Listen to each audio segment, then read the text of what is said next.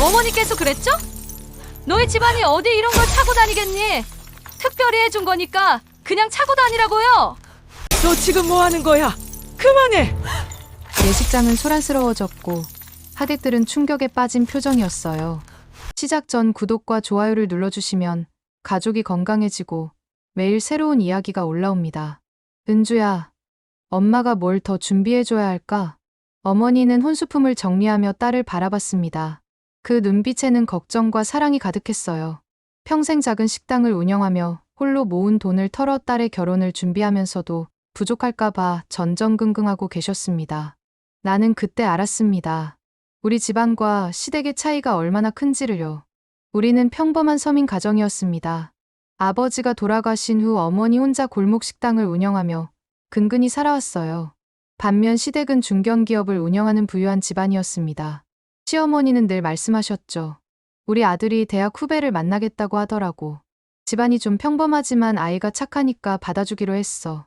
그 말 속에 담긴 의미를 나는 뼈저리게 느꼈습니다. 우리는 받아주는 대상이었던 거예요. 엄마, 충분해요. 너무 무리하지 마세요. 은주는 어머니의 손을 잡았습니다. 거칠어진 어머니의 손을 보니 마음이 아팠어요. 새벽부터 밤늦게까지 식당에서 일하시느라 상처투성이가 된 그 손으로 자신의 혼수를 하나하나 정성스럽게 마련해 주셨거든요. 무슨 소리야. 우리 딸이 좋은 집안으로 시집 가는데 이 정도도 못 해주면 엄마가 뭐하러 사는 거야. 어머니는 은주의 결혼 반지를 들여다보며 흐뭇하게 웃으셨습니다.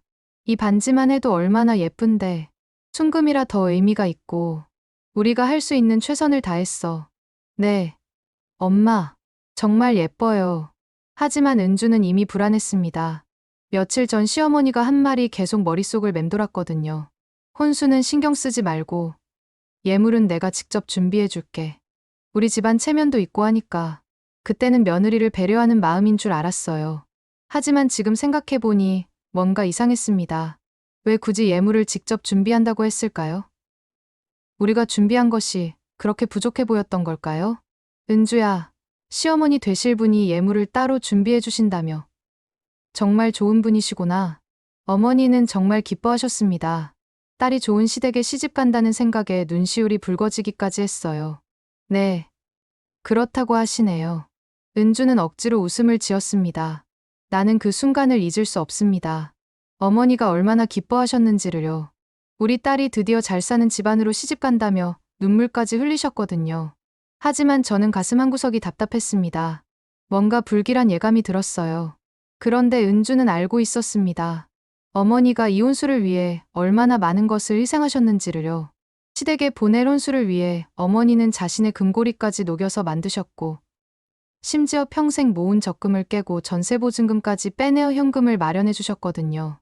은주야, 이것 좀 봐. 어머니는 정성스럽게 포장된 상자를 꺼내셨습니다. 이건 내가 시댁에서 차려줄 차례상용으로 준비한 거야. 아버지 돌아가시기 전부터 우리 집 대를 이어온 옛날 그릇들이지만 정말 귀한 거야.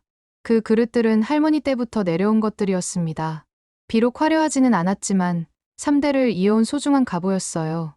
어머니는 그 그릇들을 하나하나 닦으며 딸에게 물려주고 싶어 하셨습니다. 엄마, 이런 귀한 걸 저한테 주시면 안 돼요. 뭔 소리야. 너는 우리 집 큰딸이잖아. 당연히 내가 가져가야지. 시댁에서도 우리 집안의 전통을 아실 수 있을 거야. 나는 그때 어머니의 마음을 이해했습니다. 어머니는 딸이 시댁에서 무시당하지 않기를 바라셨던 거예요. 비록 가난하지만 우리도 나름의 품격과 전통이 있다는 것을 보여주고 싶으셨던 거죠. 그날 오후 시어머니로부터 전화가 왔습니다. 은주야, 내일 예물 받으러 와. 정말 예쁘게 나왔더라. 내가 보면 깜짝 놀랄걸? 네, 어머님. 감사합니다. 다음 날 시댁에 갔을 때 시어머니는 화려한 예물 세트를 내밀었습니다. 목걸이, 귀걸이, 반지까지 세트로 이루어진 것이었어요. 정말 아름다웠습니다. 마치 보석상에서 본 것 같았어요. 와, 정말 예쁘네요. 그럼 이게 얼마짜린 줄 아니? 하지만 이제 우리 며느리가 되니까 이 정도는 해줘야지. 시어머니는 자랑스러운 듯 말했습니다. 그런데 은주가 예물을 자세히 들여다보려 하자 갑자기 상자를 덮으며 말했어요. 자, 이제 수고했으니 이거 잘 차고 다녀라. 내 친정에선 이런 건 상상도 못했을 테니 더욱 귀하게 여기고.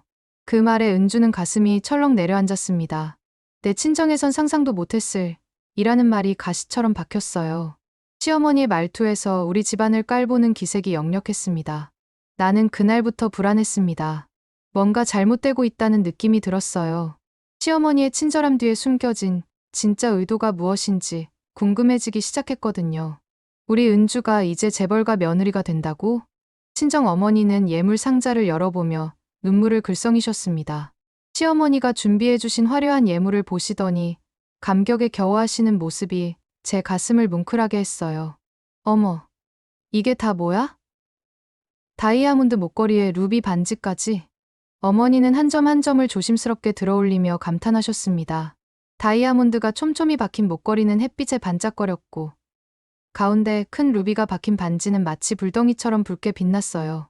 에메랄드 귀걸이와 사파이어 브로치까지 정말 한 세트가 수천만 원은 좋게 넘어 보이는 것들이었습니다. 나는 그때 알았습니다. 어머니가 얼마나 기뻐하시는지를요. 딸이 드디어 좋은 집안으로 시집 간다며 친척들 앞에서 자랑하시는 모습을 보니 마음이 뿌듯하면서도 한편으로는 마음이 복잡했습니다. 언니, 정말 복 받았네. 은주가 이런 좋은 집안으로 시집 가다니. 친척 이모들이 하나둘 모여들었습니다. 어머니는 그 예물을 보여주시며 연신 자랑을 늘어놓으셨어요. 이것 좀 봐요. 다이아몬드 목걸이예요. 시어머니가 직접 준비해 주셨다는데 얼마나 예쁜지 몰라요. 이 루비 반지는 또 어떻고요? 우리 은주 복이 정말 많아요. 어머니는 루비 반지를 손에 끼워 보시며 눈물을 글썽이셨습니다. 그 붉은 보석이 어머니의 거친 손에서 더욱 빛나 보였어요. 세상에, 이 에메랄드 귀걸이 좀 봐. 진짜 에메랄드 맞지? 이런 걸 며느리한테 해주다니. 사파이어 브로치도 만져보세요. 진짜 보석 같아요. 친척들은 하나하나 손에 들어보며 감탄을 연발했습니다. 특히 다이아몬드 목걸이를 보며 눈을 동그랗게 뜨더군요. 세상에, 이런 걸 며느리한테 해주다니. 시어머니가 정말 후하시구나. 맞아요. 우리 은주 정말 팔자 좋네요. 이 다이아몬드 하나만 해도 우리 집 전세금이겠어요. 친척들의 부러운 시선이 쏟아졌습니다. 어머니는 그 시선을 받으며 평생 느껴보지 못한 자부심을 느끼고 계시는 것 같았어요. 은주야, 너 정말 잘됐다. 엄마가 이렇게 기뻐하시는 것 보니까 내 마음도 뿌듯하네. 고맙습니다. 이모, 저도 감사한 마음이에요. 하지만 그 기쁨도 잠시 결혼 준비가 본격적으로 시작되면서 제 일상은 지옥이 되기 시작했습니다. 은주야, 오늘은 예식장 가서 꽃 장식 확인해야 해. 그리고 혼수방 정리도 다시 하고. 시어머니는 아침 일찍부터 저를 부르셨습니다. 결혼 준비라는 명목 하에 온갖 일을 저에게 떠넘기기 시작하신 거예요. 예식장 음식 시식도 내가 가서 해봐야 하고 하객 자리 배치도 다시 짜야 해. 우리 집안 체면이 있으니까 완벽하게 해야 한다고. 네, 어머님. 알겠습니다. 나는 그때부터 알았습니다. 시어머니가 저를 어떻게 생각하고 계시는지를요. 저는 며느리가 아니라 그냥 무료로 부릴 수 있는 심부름꾼이었던 거예요. 은주야, 시장 가서 제수용품도 사와야 해. 다음 주가 큰아버님 제사거든. 목록 적어뒀으니까 빠뜨리지 말고 다 사와. 제사 준비까지 제가 해야 했습니다. 아직 결혼도 하지 않았는데 벌써부터 집안 대소사를 모두 떠맡기시는 거예요. 그것도 모자라 집안 청소까지 시키셨습니다. 은주야, 오늘 친척들 오시니까 집 전체를 깨끗하게 치워놓아야 해. 화장실 청소도 빠뜨리지 말고. 네, 어머님. 새벽 6시부터 밤 10시까지 쉴 틈 없이 일했습니다. 손은 세제로 퉁퉁 부어올랐고 허리는 아파서 펼 수가 없었어요. 하지만 시어머니는 제 고생 따위는 안중에도 없으셨습니다. 아니, 은주야. 네가 하는 일이 그렇지. 겨우 이거밖에 못해? 내 아들이 얼마나 좋은 직장에 다니는데 겨우 이런 일도 제대로 못하니. 아직 결혼도 하기 전인데 결혼하고 나서도 이럴까봐 걱정이다 걱정이야. 시어머니의 비아냥거리는 목소리가 제 귀를 찔렀습니다. 저는 속으로 들끓었습니다. 어머님, 제가 지금 무료로 가정부 일을 하고 있는 거 아시나요? 그런데 더 기가 막힌 건 남편이었습니다. 은주야, 엄마 일 좀 도와드려. 우리 집안일을 미리 익혀두는 것도 좋잖아. 남편은 제가 얼마나 힘들어하는지 전혀 모르는 것 같았어요. 아니, 알면서도 모른 척하고 있는 건지도 몰랐습니다. 어떤 날은 시어머니 친구분들 모임 준비까지 제가 해야 했습니다. 은주야, 내일 친구들 와서 화투 치기로 했어. 간식 준비하고 방 정리도 해놔. 마치 제가 가정부인 양 온갖 처드레시를 다 시키셨어요. 심지어 시어머니의 개인 심부름까지요. 은주야, 내 드레스 드라이클리닝 맡기고 와. 그리고 미용실 예약도 잡아놔. 나는 그때 깨달았습니다. 시어머니에게 저는 며느리가 아니라 그냥 부려먹을 수 있는 하인이었다는 것을요. 그 화려한 예물로 저를 회유해놓고는 노예처럼 부리고 계셨던 거예요. 하지만 어머니는 여전히 모르고 계셨습니다. 은주야, 시어머니가 너를 많이 아끼시나 보다. 결혼 전부터 집안일을 가르쳐 주시고 어머니는 제가 시댁일로 바쁘다는 말에 오히려 기뻐하셨어요. 딸이 시댁에서 인정받고 있다고 생각하신 거죠.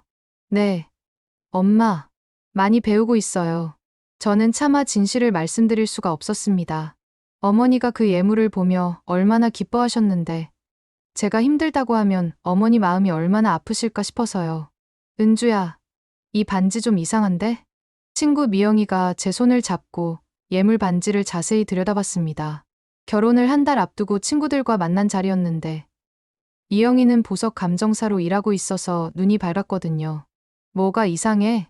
나는 별 생각 없이 물었습니다. 시어머니가 직접 준비해 주신 예물인데 뭐가 이상할까 싶었어요. 이 루비 색깔이 좀 인위적이야. 그리고 이 다이아몬드도 빛깔이 영 이상해. 미영이는 반지를 빛에 비춰보며 고개를 갸웃거렸습니다. 제 심장이 갑자기 빨리 뛰기 시작했어요. 설마 그럴 리가. 시어머니가 직접 준비해 주신 건데 나는 미영이의 말을 믿고 싶지 않았습니다. 하지만 미영이는 전문가였고 그녀의 표정이 점점 심각해지는 것을 보니 불안해지기 시작했어요. 은주야, 미안한데 이거 한번 감정받아봐. 뭔가 이상해. 그게 뭔 소리야? 이런 좋은 예물을 왜 감정받아야 해? 나는 화를 냈지만 속으로는 미영이의 말이 계속 신경 쓰였습니다. 혹시나 해서 인터넷으로 보석 감정에 대해 찾아봤는데 요즘은 가짜 보석 기술이 정말 정교해졌다고 하더군요. 며칠 후 결국 저는 몰래 감정소를 찾아갔습니다. 시어머니께는 절대 들키면 안 된다는 생각에 멀리 있는 감정소까지 갔어요. 감정사는 예물을 현미경으로 자세히 살펴보더니 고개를 저었습니다. 아가씨, 이거 다 모조품이에요.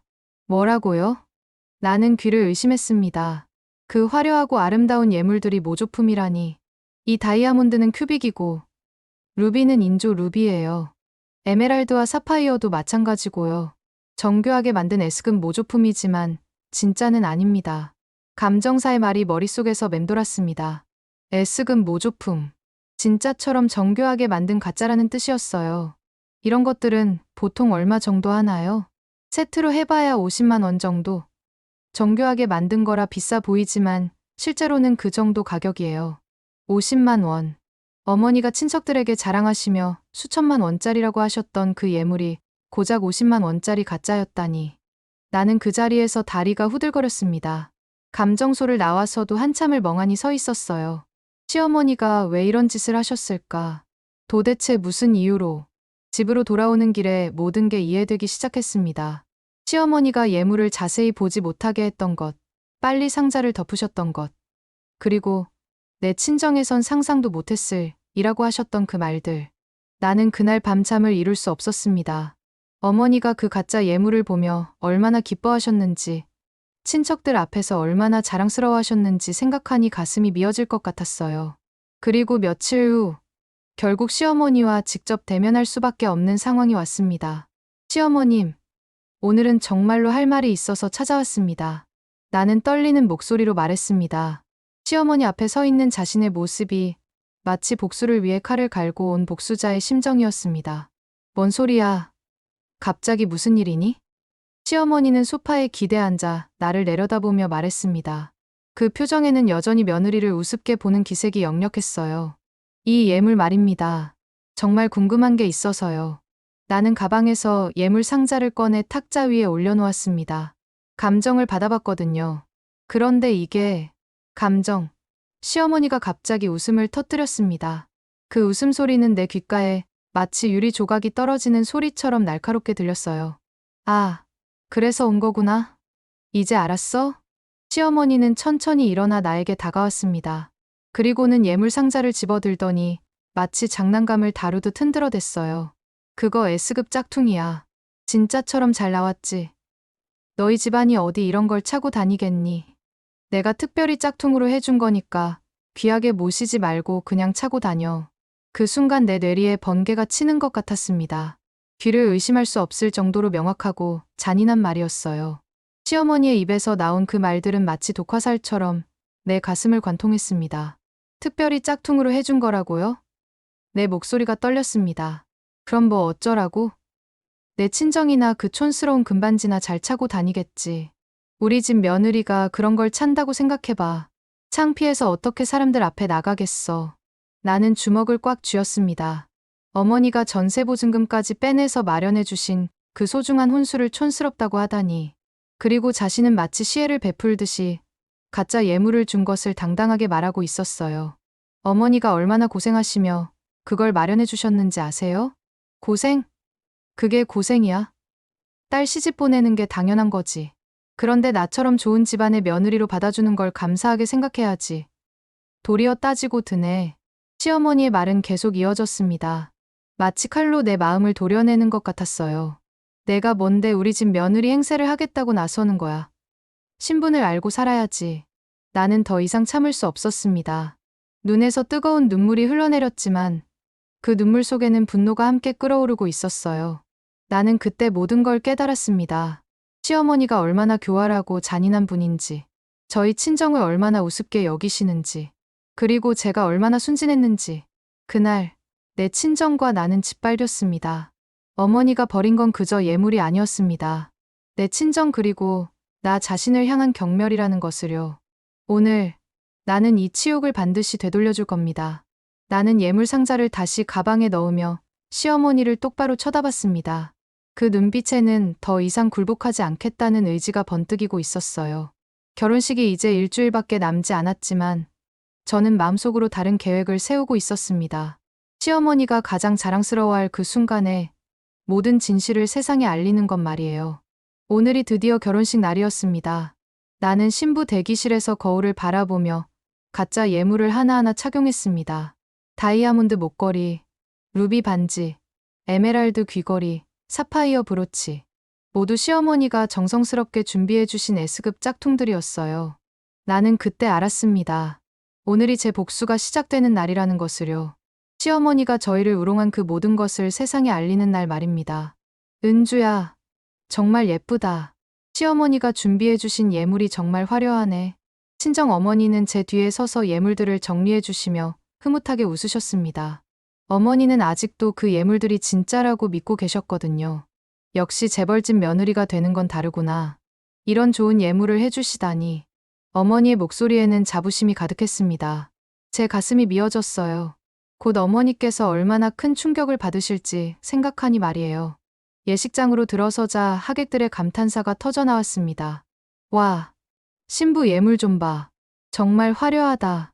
역시 재벌가 며느리답네.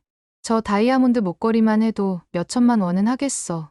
시어머니는 하객들의 말을 들으며 으쓱해 하셨습니다. 마치 자신이 얼마나 후한 시어머니인지 자랑하고 싶어 하시는 것 같았어요. 우리 며느리한테 최고로 해줬지. 이 정도 예물이면 어디 가서도 꿀리지 않을 거야. 시어머니는 주변 사람들에게 연신 자랑하셨습니다. 저는 그 모습을 보며 속으로 웃었어요. 곧 그 자랑이 얼마나 큰 망신으로 바뀔지 모르시면서요. 드디어 신부 인사 차례가 되었습니다. 저는 마이크를 잡고 천천히 입을 열었습니다. 안녕하세요. 오늘 이렇게 좋은 자리에 와주신 모든 분들께 감사드립니다. 하객들은 박수를 치며 저를 바라봤습니다. 시어머니도 만족스러운 표정으로 고개를 끄덕이셨어요. 그런데 잠시만요.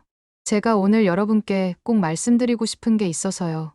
분위기가 갑자기 조용해졌습니다. 하객들은 무슨 말을 할지 궁금하다는 표정으로 저를 바라봤어요.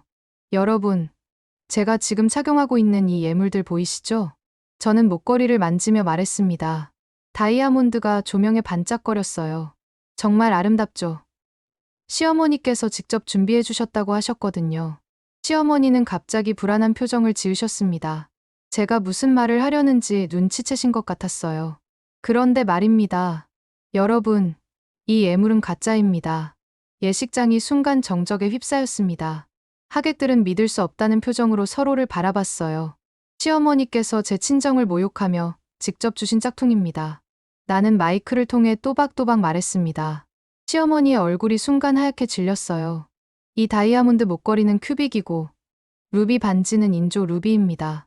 에메랄드 귀걸이와 사파이어 브로치도 마찬가지로 모조품이에요.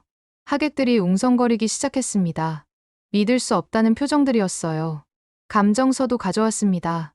여러분이 직접 확인하실 수 있어요. 저는 가방에서 감정서를 꺼내 들었습니다. 시어머니는 이제 완전히 당황하신 것 같았어요. 제가 왜 이런 말씀을 드리는지 궁금하시죠? 시어머니께서 저희 친정을 얼마나 우습게 보시는지 여러분께 알려드리고 싶어서입니다. 시어머니는 제게 다가와 마이크를 빼앗으려 했지만 저는 피했습니다. 시어머니께서는 저에게 이렇게 말씀하셨어요. 너희 집안이 어디 이런 걸 차고 다니겠니? 내가 특별히 짝퉁으로 해준 거니까 그냥 차고 다녀라고요. 예식장이 더욱 소란스러워졌습니다. 하객들은 충격에 빠진 표정이었어요. 저희 어머니는 저를 위해 전세보증금까지 빼내서 혼수를 마련해 주셨습니다.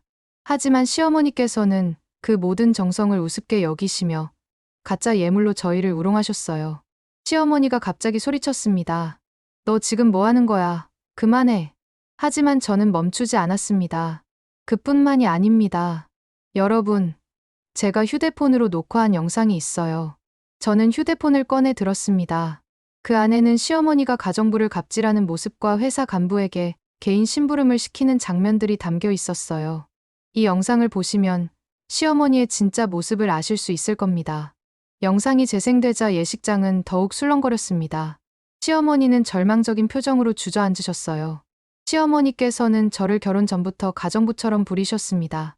집안일, 심부름, 제사 준비까지 모든 걸 저에게 시키시면서도 고맙다는 말씀은 한 번도 하지 않으셨어요. 하객들의 시선이 시어머니에게 쏠렸습니다. 그 시선들은 더 이상 존경이 아닌 경멸로 가득했어요. 저는 오늘 이 자리에서 모든 진실을 밝히고 싶었습니다.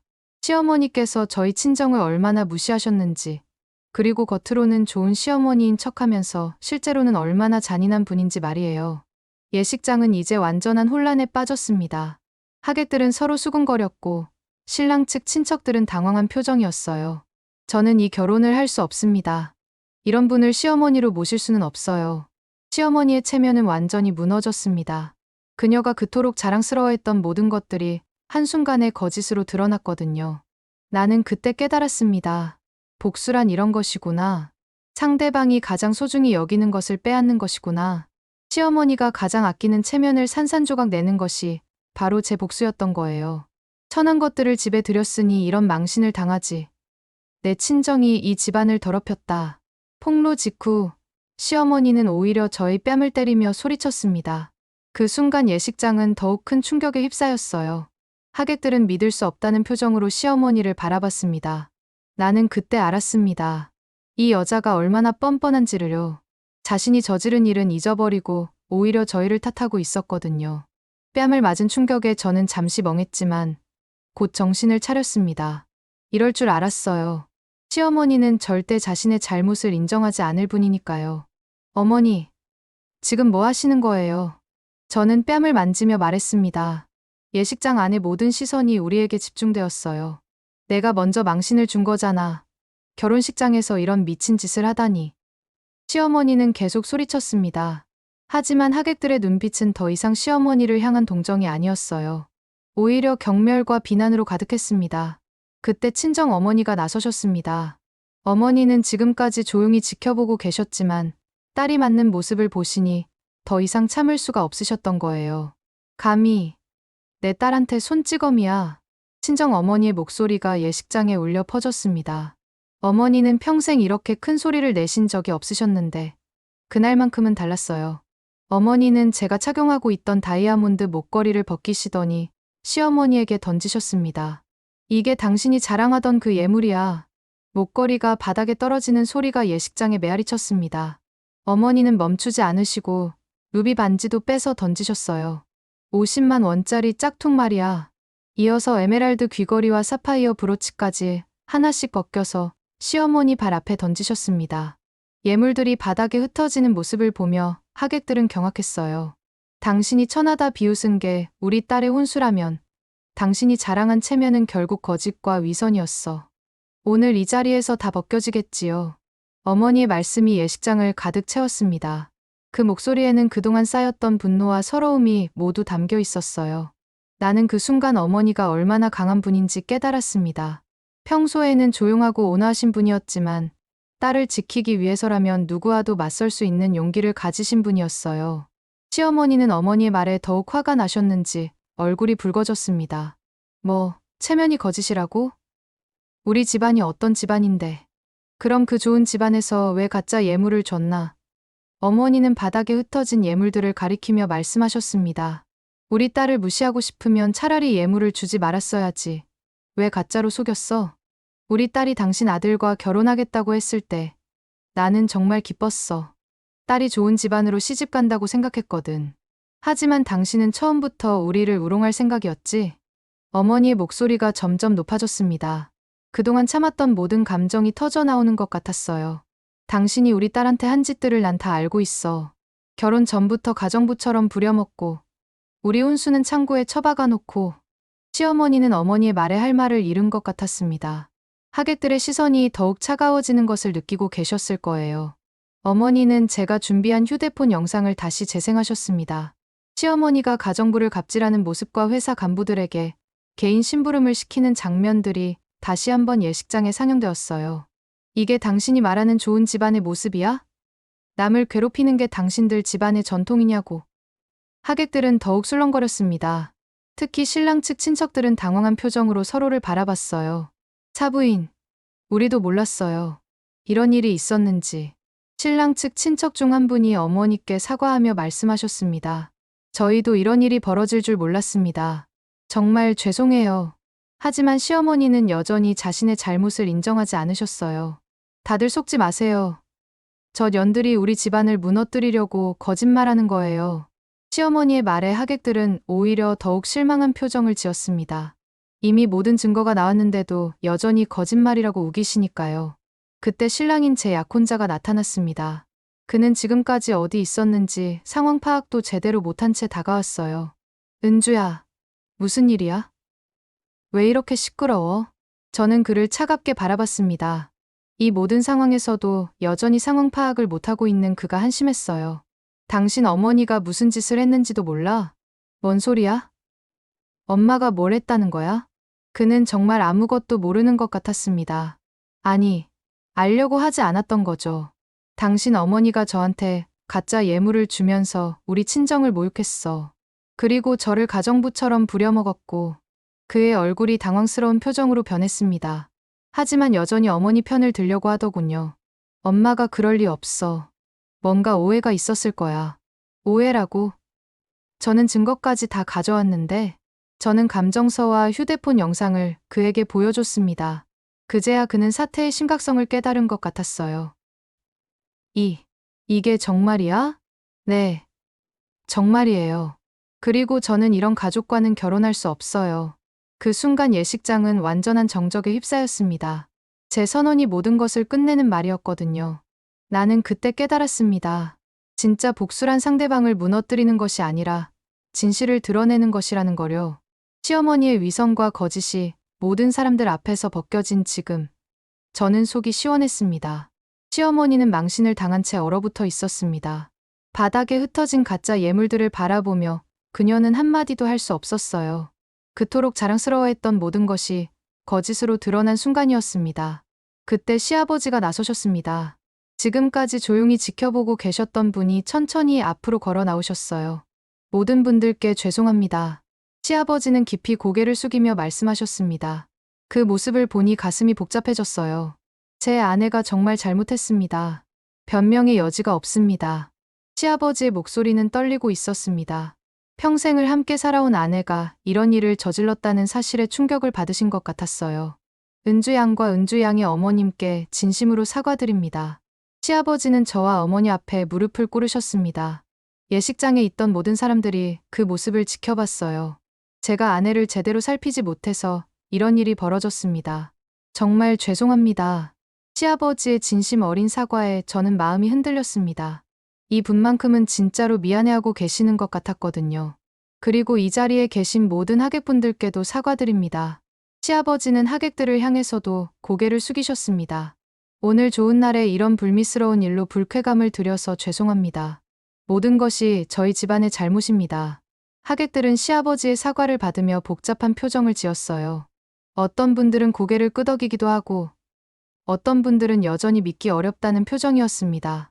시어머니는 남편이 사과하는 모습을 보며 더욱 초라해 보였습니다. 그녀는 여전히 바닥에 흩어진 가짜 예물들을 멍하니 바라보고 있었어요.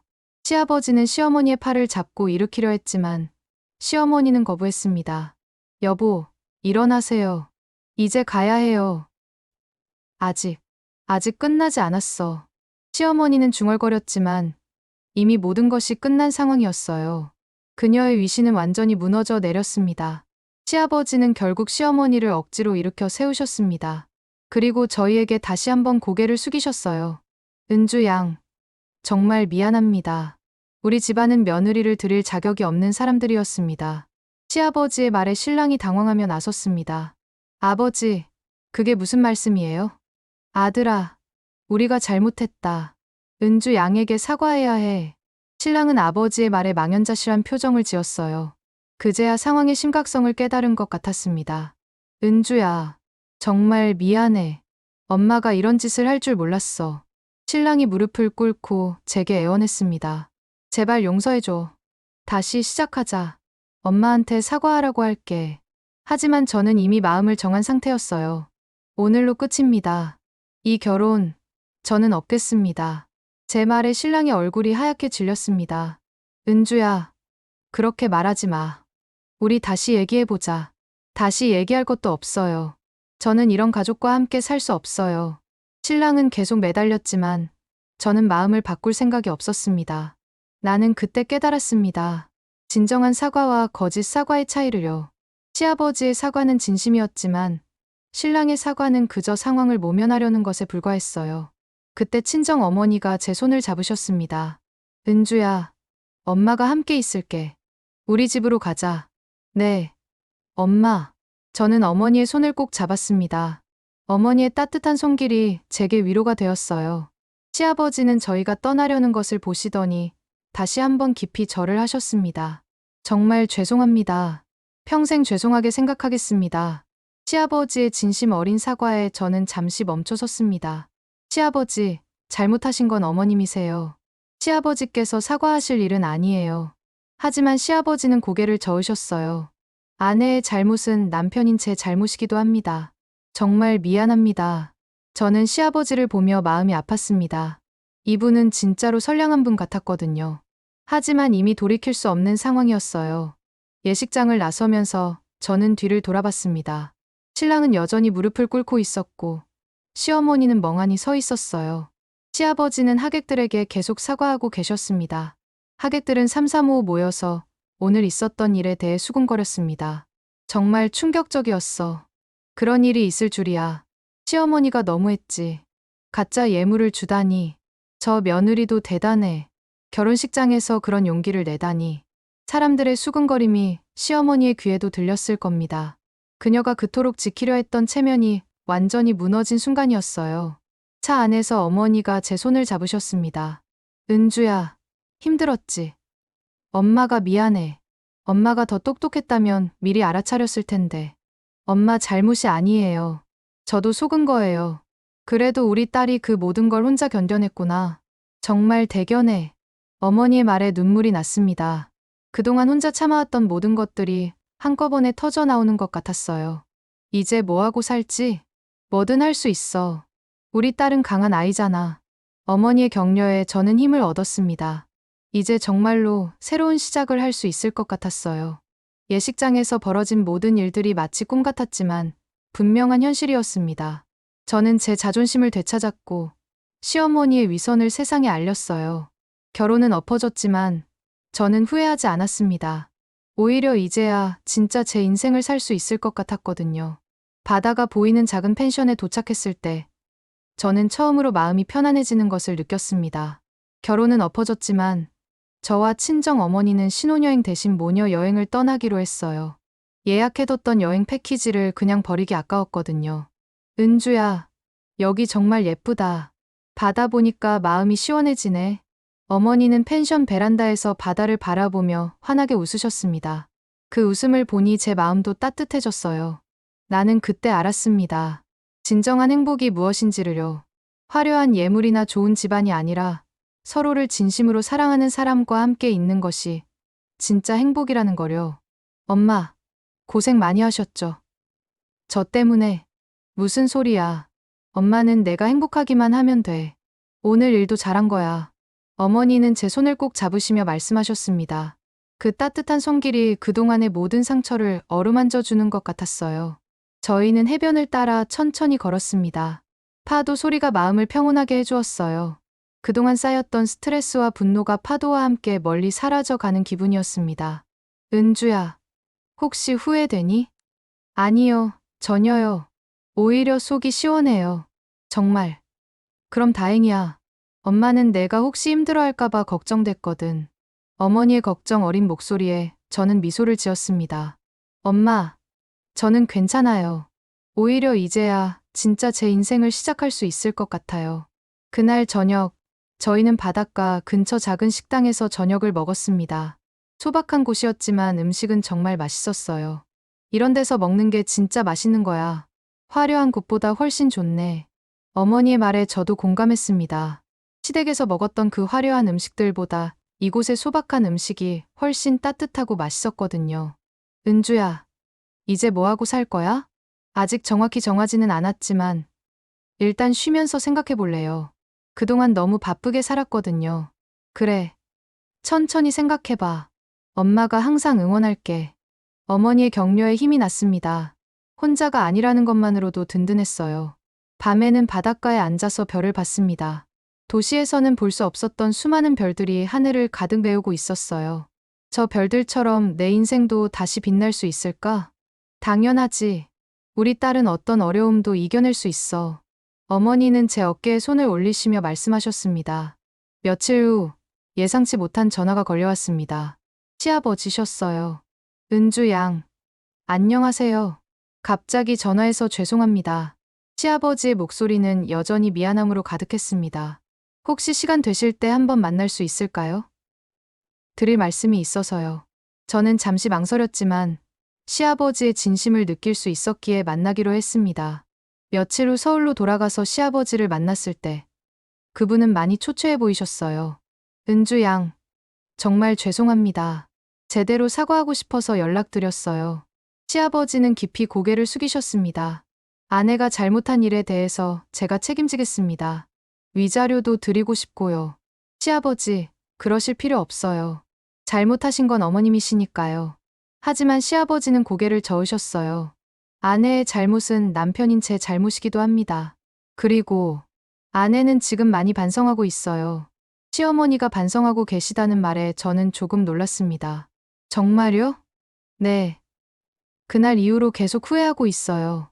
자신이 얼마나 큰 잘못을 했는지 깨달았거든요. 시아버지의 말이 진심인 것 같았지만 저는 이미 마음을 정한 상태였어요.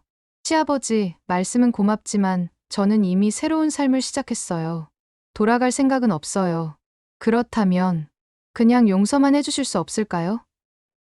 아내가 너무 괴로워하고 있어서요. 저는 잠시 생각했습니다. 용서라는 것이 상대방을 위한 것일까? 아니면 나 자신을 위한 것일까요?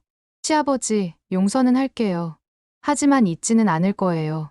그리고 다시 돌아갈 생각은 없어요. 시아버지는 고개를 끄덕이셨습니다. 그것만으로도 충분합니다. 정말 고맙습니다.